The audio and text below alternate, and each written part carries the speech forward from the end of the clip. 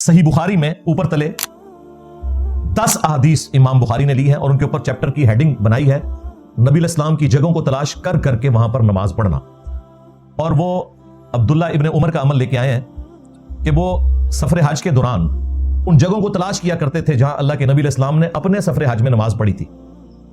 Even وہ راوی کہتا ہے کہ کئی جگہوں پر مسجد میں انہوں نے نماز نہیں پڑھی, مسجد کے پاس کوئی پتھر تھا, کوئی ٹیلا تھا, وہاں پہ نماز پڑھی, کیونکہ انہوں نے کہا کہ جب میں نبی علیہ السلام کے ساتھ حج پہ گیا تھا تو آپ نے اس جگہ پہ نماز پڑھی تھی. اور مسند احمد میں تو یہاں تک آتا ہے کہ جہاں نبی علیہ السلام نے اپنے سفر مبارک میں کسی جگہ پیشاب کیا تھا نا, تو عبداللہ ابن عمر اپنی عقیدت کی وجہ سے اسی جگہ پر اتر کر پیشاب بھی کرتے تھے کہ یہاں پہ نبی علیہ السلام نے پیشاب کیا تھا. اس لیول تک عقیدت تھی صحابہ کرام کو نبی علیہ السلام کی جگہوں کے ساتھ. اور پیشاب مبارک سے متعلق تو وہ حدیث بالکل صحیح سند کے ساتھ ہے.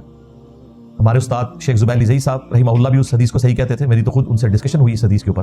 شیخ البانی نے بھی اس حدیث کو صحیح کہا, اور اس کی سند اور کچھ حصہ سنن نبی داؤد کے اندر بھی موجود ہے, اس پہ آپ تحقیم دیکھ سکتے ہیں.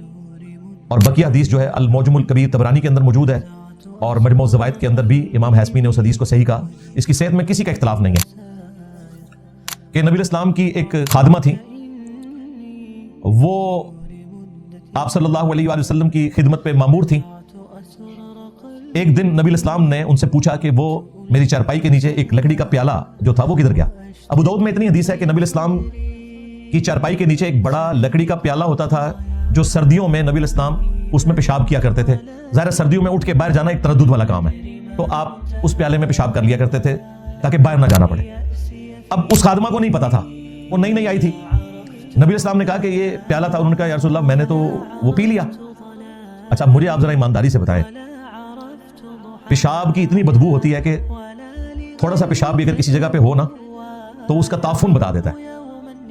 اب لکڑی کا پیالہ جس میں نبی علیہ السلام کا پیشاب تھا وہ صحابیہ نے پی لیا اور اسے نہیں پتا چلا, ورنہ اگر اسے پتا ہوتا نہیں پیشاب ہے اس نے نہیں پینا تھا, جان بوجھ کے نہیں پیا. یہ ذہن میں رکھیے گا. یہ جو خادم رضوی صاحب اور یہ باقی لوگ جو بنا کے چیزیں پیش کرتے ہیں نا نبی علیہ السلام کے اس طریقے سے پیشاب مبارک کے بارے میں, وہ بالکل ایگزیجریشن ہے, وہ دوسری ایکسٹریم ہے, اس کو نہیں ہم مانتے. یہاں ان کو نہیں پتا چلا, پی لیا. تو نبی علیہ السلام نے فرمایا تم نے اپنے اور جہنم کی آگ کے درمیان ایک مضبوط آڑ قائم کر لی ہے کیونکہ تمہارے پیٹ میں میرا پیشاب چلا گیا. لیکن آپ نے کبھی اپنا پیشاب مبارک کسی کو پینے کے لیے نہیں دیا.